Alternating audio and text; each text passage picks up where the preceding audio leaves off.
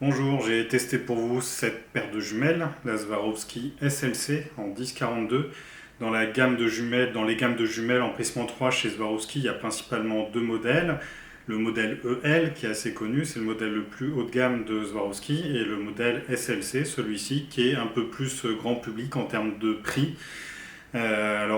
Si on compare ces deux produits, on va retrouver un niveau de finition globalement qui est du même niveau de qualité. Donc c'est un produit qui est extrêmement bien fini, très qualitatif. Il y a des détails qui montrent bien la qualité. C'est par exemple le système mécanique de mise au point. On a ici une molette centrale pour faire la mise au point. Et si on veut faire l'harmonisation de l'oculaire droit sur la mise au point, en fait, il faut tirer la molette centrale. Et là, en fait, on a accès à un réglage cranté qui permet de faire le réglage précis de l'œil droit. Ça, ce sont des systèmes mécaniques qui sont quand même extrêmement complexes et qui sont le signe clairement d'un produit qui reste haut de gamme. Alors, on a une différence de prix qui est quand même notable entre les EL et les SLC. Les Swarovski EL se négocient autour de 2500 euros. Des fois, on les trouve un peu moins chers, mais c'est l'ordre de grandeur, entre 2003 et 2500 euros. Celles-ci, on les trouve autour de 1500, 1600 euros selon les revendeurs. Donc, c'est quand même un gros écart de prix. Donc on est en droit de se demander qu'est-ce qu'on a en moins en faisant cette économie de prix. En fait, la plus grosse différence, elle est optique. La gamme EL, elle est connue pour son aplanisseur de champ, c'est-à-dire qu'il y a un système optique à l'intérieur qui permet d'avoir des images très nettes jusqu'en bord de champ. Ici, on n'a pas ce système. Quand on n'a pas ce système, et c'est le cas de la plupart des jumelles qu'on a sur le marché, en fait, on a ce qu'on appelle de la courbure de champ, c'est-à-dire que la mise au point en bord de champ n'est pas la même qu'au centre du champ. Donc sur cette jumelle-là, on retrouve ce problème-là. Alors ce problème-là, il est plus ou moins grave. En fait, si on a un œil jeune, sa capacité d'accommodation va pouvoir permettre de compenser ce défaut. Donc en fait, la courbure de champ, c'est pas le problème le plus important d'une paire de jumelles en bord de champ. En fait, en bord de champ, on a souvent aussi tout un tas d'autres problèmes optiques. On a tout un tas d'autres aberrations optiques, du chromatisme, de l'astigmatisme, tout un tas de choses qui vont dégrader l'image. Et là, même si votre œil accommode pour avoir une bonne mise au point en bord de champ, on va perdre en qualité d'image si on a beaucoup d'astigmatisme, de chromatisme, etc. Là, il se trouve que cette paire de jumelles, pour ses autres défauts, elle est quand même très bien placée. Elle est très très très au-dessus de la moyenne. Donc ça reste un produit qui tend à justifier son prix de par cette caractéristique de cette très bonne qualité d'image en bord de champ. Il y a quelques produits concurrents dans une gamme de prix autour de 1000 euros. Je pense par exemple au Meopta, Meostar B1 HD. Je pense au Gecko Gold. Tout ça, ce sont des très bons produits, mais globalement, si on regarde sur les caractéristiques optiques, cette paire de jumelles conserve quand même une petite longueur d'avance par rapport à ces produits-là. Donc on peut dire que le prix de vente autour de 1500 euros est quand même assez cohérent par rapport à la qualité qu'on a. Alors ça reste une somme, c'est assez cher, il y a le prestige de la marque, mais en tout cas il n'y a pas que le prestige de la marque. Arriver à un certain niveau de qualité, si on veut continuer à grappiller des points en termes de transmission de lumière, en termes de qualité d'image en bord de champ, en termes de largeur de champ, ces améliorations en général sont des améliorations qui se payent relativement cher. Et en tout cas, là clairement pour moi le prix est vraiment cohérent par rapport aux qualités, à la prestation de cette paire de jumelles. Alors si on doit faire quelques reproches, parce qu'il y en a quand même un petit peu, moi ce qui me déplaît sur cette paire de jumelles, c'est ici le fait d'avoir simplement un pont central. Sur la gamme EL, il y a un pont à l'avant, un pont à l'arrière, et ça laisse beaucoup de place entre les deux pour positionner ses mains. L'ergonomie de la paire de jumelles est quand même plutôt bonne, il y a un renflement pour les pouces à l'arrière. Et le pont central est quand même assez large, donc on arrive quand même relativement bien à positionner ses doigts. Après, j'ai des mains plutôt de taille moyenne. Je pense que quelqu'un qui a vraiment des très grosses mains, au niveau de ses doigts-là, il va manquer un petit peu de place.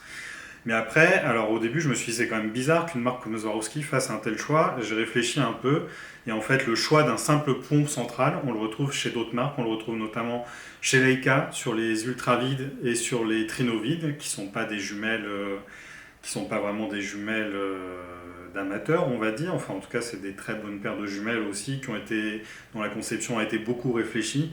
Et en fait, la raison du simple pont central, elle est liée à la compacité de la paire de jumelles. Cette paire de jumelles est très compacte, justement comme les Leica ultravides et trinovides. Elle fait 14 cm de long, alors que la gamme L fait 16 cm de long. Et en fait, en ayant une paire de jumelles aussi compacte, on n'a pas vraiment la place de... On n'a pas vraiment la place de mettre deux ponts centraux tout en ayant la place pour tous les doigts. Donc je pense que c'est un choix assumé de la part de Swarovski et qui est cohérent. Donc on gagne en ayant une paire de jumelles plus compacte, mais on a une prise en main qui est un peu moins bonne que sur les Swarovski EL. Malgré tout, je les ai utilisés un petit peu sur le terrain, ça reste un produit qui est quand même très très agréable à utiliser, la prise en main reste relativement bonne malgré tout, et puis la qualité d'image est assez fabuleuse. Parmi les grosses qualités, on a une neutralité des couleurs qui est très bonne, là-dessus Swarovski a quand même tendance à avoir une longueur d'avance sur les concurrents. Il y a de nouvelles jumelles, par exemple, je pense au Leica Noptivid qui talonne Swarovski sur ce plan-là. En gros, on arrive à des niveaux de neutralité de couleur où on va voir des différences. Swarovski a encore une petite avance, mais là, on est sur des niveaux de l'ordre de ce qui est imperceptible. J'ai souvent entendu dire que les Swarovski avaient une dominante bleue. Sur la gamme EL, pour moi, c'est pas vrai. Quand on fait des mesures optiques, on voit que la neutralité des couleurs est vraiment parfaite. On a la même transmission dans le rouge, dans le vert et dans le bleu. Sur celle-ci, j'ai noté une dominante verte, mais elle est tellement faible qu'elle est pour moi indétectable à l'œil. Alors, donc j'ai parlé du double pont central, enfin de l'absence de double pont central. Il y a aussi un autre petit défaut, on va dire, c'est la mise au point minimale. Elle est à 3,50 m. Cette caractéristique-là, elle est un peu en deçà de ce qu'on attend d'une paire de jumelles haut de gamme aujourd'hui. La plupart des produits haut de gamme ont une mise au point minimale qui est plutôt de l'ordre de 2 mètres. Donc ça, c'est un petit bémol quand même pour cette paire de jumelles-là. En tout cas, pour l'instant, j'en ai testé quand même beaucoup des paires de jumelles, et en tout cas dans ce niveau de gamme là, alors on est déjà dans le haut de gamme quand même à 1500-1600 euros, mais j'ai l'impression qu'il n'y a pas vraiment de produit équivalent.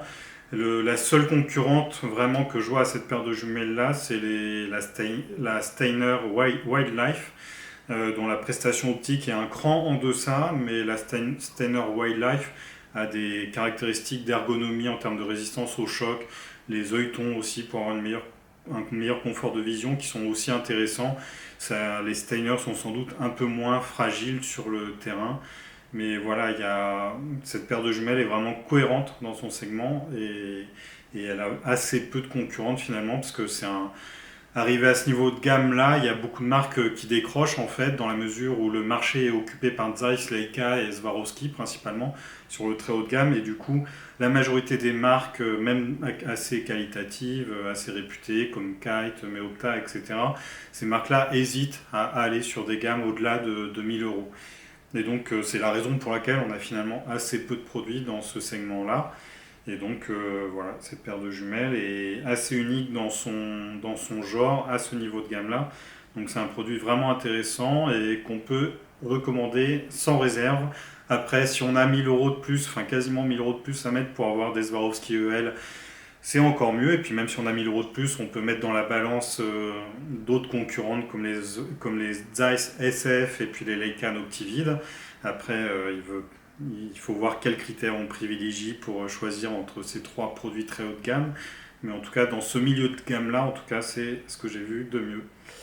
Donc voilà, j'espère avoir été suffisamment complet. Après, il y a d'autres détails à retrouver dans le texte et puis des mesures détaillées. Mais voilà, j'en ai fini. À bientôt.